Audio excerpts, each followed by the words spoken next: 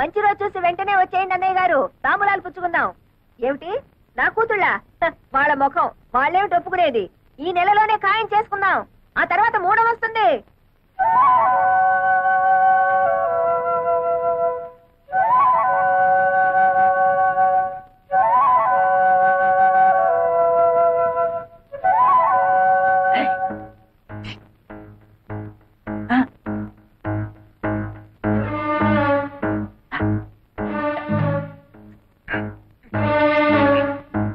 ఎందుకు వచ్చావు ఇక్కడికి? అయితే పిల్లలప్పుడే పెళ్లికి దిగారనమాట. ఎందుకు వచ్చావురా ఇక్కడికి అని అడుగుతున్నాను. పిల్లల్ని పలకరించి అమ్మగారిని చూసిపోదామని. చూసిపోదామనా? పూట గతి లేని వెంటనే నా ఇంటికి వచ్చి నన్నే బెదిరిస్తావురా? ఒక అప్పుడేంటి లేదు కానండి, ఏదో తమ దైవాలు 5 ఎకరాల కొబ్బరి తోట కొనుక్కుని బాగానే ఉన్నానండి. వస్తానండి, 5 లక్షలు వచ్చాయి. 5 లక్షలా? తప్పదు కదండి, మరి పెళ్లిళ్ళు అయిపోతే ఎక్కడ చూపించిన ప్రయోజనం ఏమో చెప్పండి. 5 లక్షలు కాదు కదా, 5 పైసలు కూడా ఇవ్వండి. ఇస్తారులేండి, ఎచ్చర ఫోటో చూపిస్తే మీరే ఇస్తారు. ఎంతైనా పిల్లల మీద తేమ ఎక్కువ కదా, పెళ్లిళ్ళు అయిపోతే బాధపడరు. తొందర ఏం లేదండి, ఓ 1 రోజులు టైం తీసేసుకోండి. వచ్చే శుక్రవారం నాడు ఇచ్చారనుకోండి, నా అవసరానికి ఆదుకున్నట్టు అవుతుంది.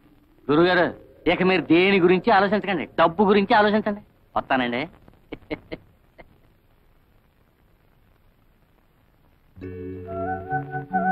అదేంటి అర్జెంట్గా రమ్మని కబురు చేసావు?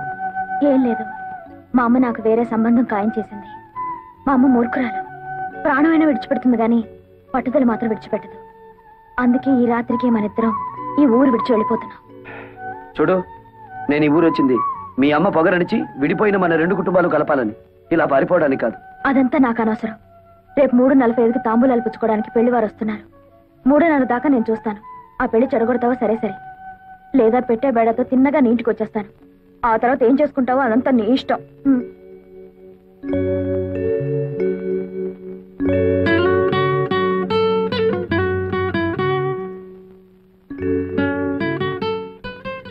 ఇదేమిటి ఈ వేళ ఎప్పుడు వచ్చావు? నీకు వార్నింగ్ ఇద్దామని. ఏమిటది? దీన్ని పొటాషియం సైనైడ్ అంటారు. మా కెమిస్ట్రీ ల్యాబ్ నుంచి తీసుకొచ్చాను.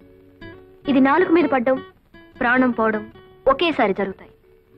బావా, పెళ్ళంటూ జరిగితే నీతోనే. నువ్వు తప్ప మరో మగాడు నన్ను కన్నెత్తి చూస్తే ఈ సైనైడ్ నా నాలుక మీద ఉంటుంది. ఏమిటి పిచ్చిబాగుడు? అదంతే. ఇదే నీతో ఆఖరి పందెం. ఈ పందెంలో నేను గెలవాలి. ఓడితే నా శవాన్ని చూస్తాం. వస్తా.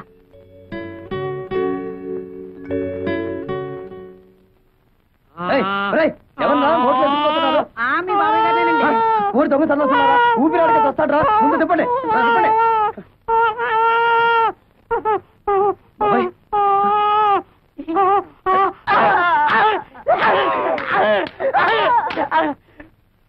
పెళ్లి రావడం కోసం నన్ను చెబుతారా? అది కాదండి, మేము 3 పాపకార్యాలు చేయాలండి. ఇప్పటి వరకు 2 చేసాం. మా లవర్స్ నడువు వరకు మోక్ష ప్రాప్తి కలిగిందండి. 3వ పాపకార్యం చేస్తే పూర్తిగా కలగదండి. మాకు పెళ్లిళ్ళు అవ్వండి. ఓరి బెదవలారా, మీ పెళ్లిళ్ళు ఇవ్వడం కోసం మనుషుల్ని చంపుతారా? మరి ఏదో ఒక పాపకార్యం చెయ్యాలి కదండి. ఓహో, ఏదో ఒక పాపకార్యం చెయ్యాలా? సరే, ఊరి బయట నామాలకొండ ఉంది కదా, అక్కడికి వెళ్ళండి, చెప్తాను. ఆయన రాజుగారంటే శేషారత్నం గారింటికి తాంబూలాలు పుచ్చుకోవడానికి వెళ్తున్నారు. పాపం గుళ్ళో కూడా పూజ చేయించి వస్తున్నారు. రే, ఈ దెబ్బతో శోభా నీళ్ల మీద లేనివని చెప్పేసి సంబంధం చెడగొట్టేద్దాం. రాజుగారండి, ఏమండి, పాపం మిమ్మల్ని.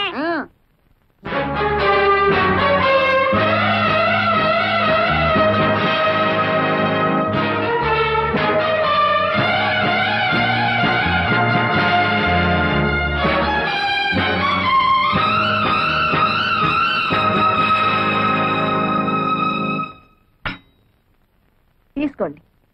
చాలే అమ్మా మర్యాదలు. కూతుళ్ళని బలాదూరుగా తిప్పి ఎవరికోడికి అంటగట్టాలని చూస్తున్నావా? అమెరికాకి పంపి కడుపులు తీయించావటగా.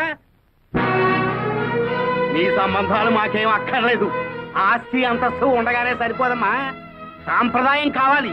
కానీ ఇక్కడ వరకు వచ్చి నీ మర్యాద నీ సాంప్రదాయం ఏమాత్రమో నీ మొహాన్ని చెప్పి 4 దులు పెడదామని వచ్చాను. ఆగండి ఆగండి, పంపతి సంబంధం కానీ కుదిరిందా? అన్ని కరెక్ట్ గానే సరిపోయాయి గాని జాతకంలో మాత్రం చిన్న బ్యాడ్ ఉందండి. అయ్యో, బేటా నీ పాట. ఈడెవడండి బాబు? ఆ కొట్టేదేదో మన్న కొట్టినా బాగుండేది. మన దాతలు మోక్షమైనా కలిగి ఉండేది. నేను కరెక్ట్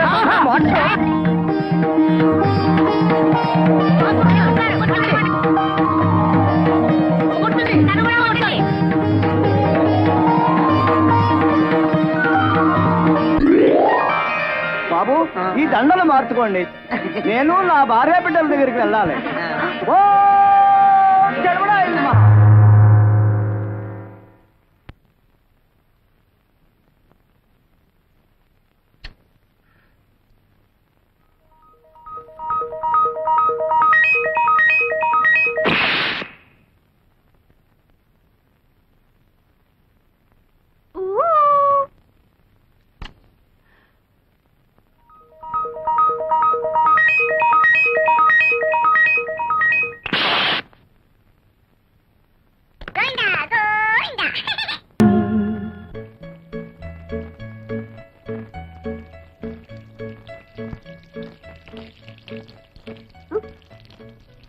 శోభా, ఏమైంది నీకు? అబ్బా, చి, చి, చి, చి.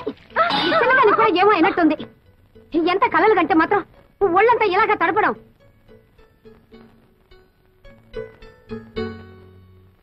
అమ్మే, తాడికొండ వారి సంబంధం పెళ్లి చూపులకు బయలుదేరదామనుకుంటుండగానే గుండురాయి లాంటి వాళ్ళ తాతగారు గుండెకి చచ్చిపోయాట. సంబంధం క్యాన్సిల్ అని రాసేశారు. అమ్మాయిని చూడక్కలేదు, ఫోటోలు చూస్తే చాలు అన్న పిఠాపురం సంబంధం వారు ఫోటోల్లోనే కాకుల్లా ఉన్నారు, నిజంగా కోతుల్లాగా. అది వారి అభిప్రాయం రాసినారు. దీంతో పెళ్లి సంబంధం లిస్ట్ ఎల్లా కరణ్యం. మీరేం బాధపడకండమ్మా, ఎవరు ఎట్టిపోతే మనకి. మీకింత కష్టం వచ్చినప్పుడు మేం లేవు, చెప్పవయ్యా. శోభ కుట్టికు నీరు కుట్టికు సరిగ్గా సరిపోయే 2 పిల్లకాయలు ఉన్నాయి. అల్లే రాజంశే. ఎవరు వాళ్ళు? మా బిడ్డలే, ఈయన కొడుకు నా కొడుకు. మా పిల్లకాయలకి సంబంధాలు రాక కాదు, పాలగట్టు నుంచి ఉండడం పాలకొల్లు నుంచి ఉండడం రెడీగా ఉన్నాయి. కానీ అమ్మగారు కష్టాల్లో ఉన్నారని క్యాన్సిల్ చేసేసినాం. అల్లే అవును, ఏదో ఇన్నాళ్ళు మిమ్మల్ని నమ్ముకునే ఇక్కడ పడున్నాం. మన సంబంధాలు కూడా కలిసిపోతే ఈ ఆస్తి బయటికి పోకుండా ఉంటుంది కదా అని తాను. మొగుడు తెచ్చిన నువ్వు, పెళ్ళాన్ని తెచ్చిన వీడు నా కూతుళ్ళని పెళ్లి చేసుకుంటామని అడుగుతారా? ఎంత ధైర్యమే మీకు? ఇంకొక మాట మాట్లాడారంటే డొక్క చించేస్తాను. ఆగమ్మే, మా సంగతి సరే. నీ కూతురు ఏమన్నా పత్తితులా? వాళ్ళ గురించి జిల్లా మొత్తం స్టోరీలుగా చెప్పుకుంటున్నారు. అయినా నల్ల కళ్ళద్దాలు పెట్టుకుని గదిలో ఎక్సర్సైజ్లు చేసే మీకేం తెలుస్తుంది బయట ఏం జరుగుతుందో? ఏమిట్రా పిచ్చివాగుడు? ఆగండి సరే, ఆడపెత్తనం ఉన్న చోట మగాళ్ళు మాట్లాడకూడదు. అది ఇంటి ఆచారం. విషయం ఇంత దూరం వచ్చాక ఇంకా దాచడం ఎందుకు? నిజం చెప్పేద్దాం. ఇంతకాలం మీరు ఏ సంబంధాన్ని వద్దనుకుంటున్నారో అదే మీ మేనల్లుడితో ఒక్కరు కాదు, మీ 2 కూతుర్లు కలిసి తోటల్లోనూ దొడ్లలోనూ తెగ కులికేస్తున్నారు.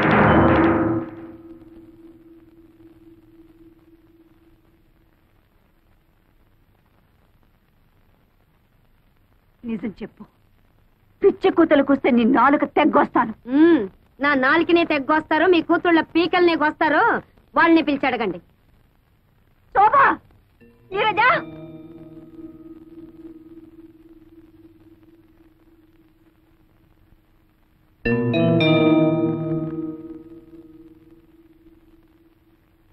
శోభ, ఆ కుక్కలేవి వాగుతున్నాయి.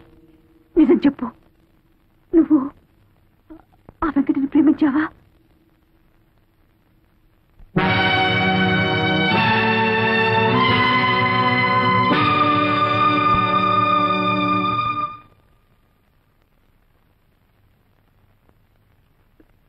నువ్వు కూడానా?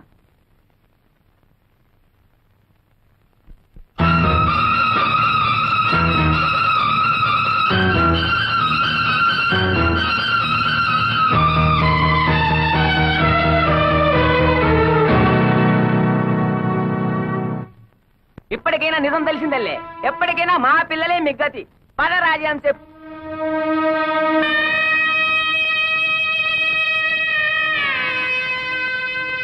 ఏమిటి?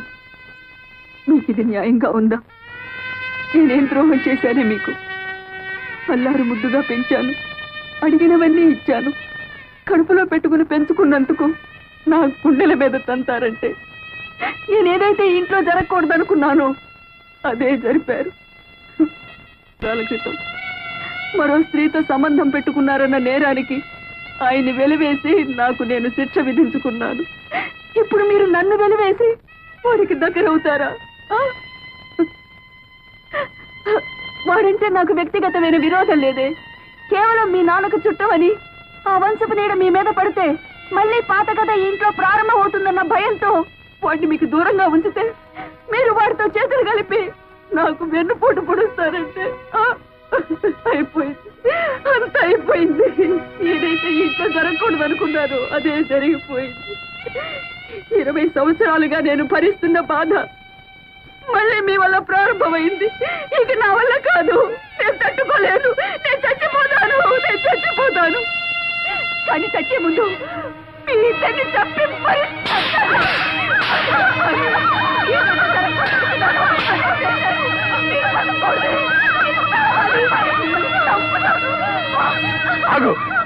ఏమిటా పిచ్చావే? వాళ్ళిద్దరిని చంపే హక్కు నీకు ఎక్కడుంది? ఏమిటి మీరనేది? అవును, వాళ్ళిద్దరిలో ఒకరు నీ బిడ్డక.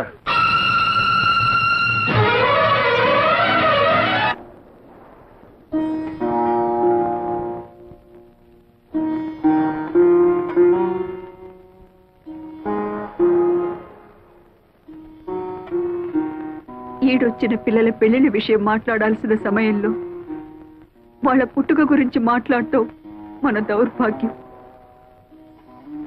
20 ఏళ్ల తర్వాత రాత్రిపూట మీరు ఇంట్లో ఎందుకున్నారో నాకు తెలుసు. నేను భరించలేక ఆత్మహత్య చేసుకుంటానని భయపడినట్టున్నారు. నేనంత పిరికి దాన్ని కాదండి. నేనేనాడు మీ ముందు కన్నీళ్లు పెట్టుకోలేదు, మీ ఇతర విషయాలేవి పట్టించుకోలేదు. కానీ ఇవాళ ఒక తల్లిగా ప్రాధేయపడుతున్నాను. చెప్పండి, ఒకరు నా బిడ్డ కాదా? అవును, ఆ ఇద్దరిలో ఒక బిడ్డ నాగమణికి పుట్టింది. నాకు తెలియకుండా ఎలా జరిగింది?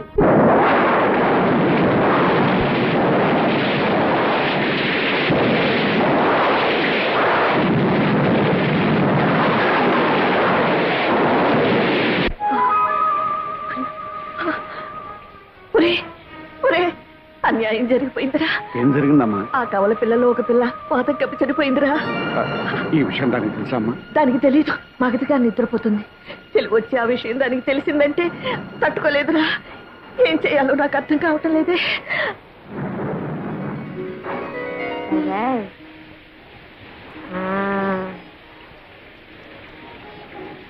నేను వెళ్ళొస్తానమ్మా. పాప మీరు జాగ్రత్త.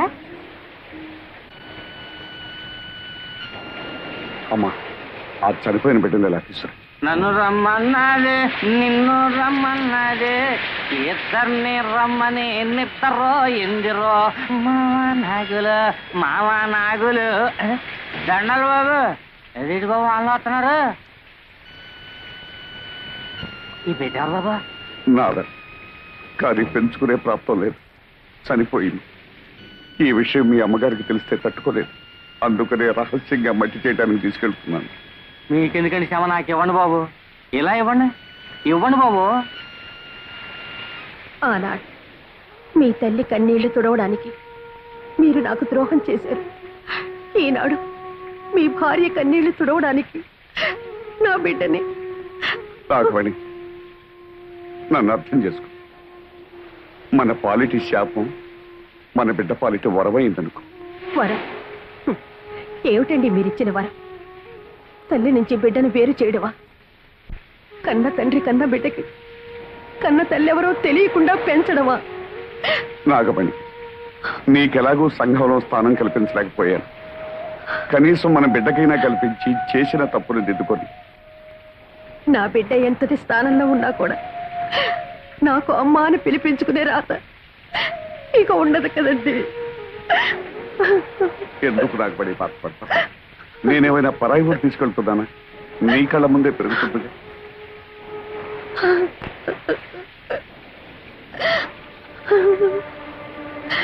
ఈ లోకం అంతా మీరు నన్ను ఉంచుకున్నారు అంటే నేను భరించాను. నా బిడ్డను పెంచుకుంటాను అంటే నేను భరించలేదా? జరిగిన దాంట్లో ఇది ఒకటనుకుంటాను. నా ప్రాప్తం అంతే. తీసుకెళ్ళండి.